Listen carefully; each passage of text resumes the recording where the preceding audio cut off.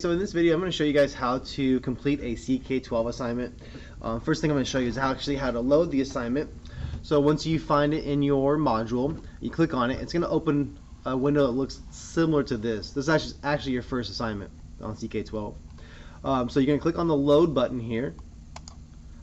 It's going to load a new window. It does take a while, so be patient. You'll see it load. It takes about 10 seconds sometimes. There it goes. So once it loads, it's going to say get into the game. Alright, so this is how you're going to start the assignment. This is the estimated time it would take. So go ahead and click on start practicing to start.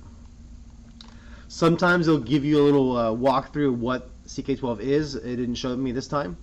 And then it starts the problems. So you look at the problem, you do it, and you select the correct answer.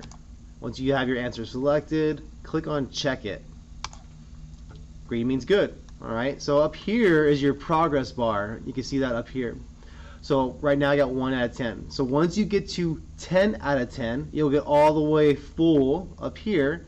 Then it's going to ask you to keep practicing or stop for now. So I'm going to pause this, finish the practice, and show you what it looks like at the end.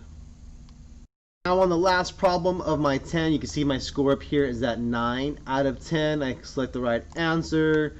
Click on check it. Now before I do that, I forgot to mention earlier, down here, if you need some help, there's a little box or a little emoji down here that says need a hint. You can click on that anytime.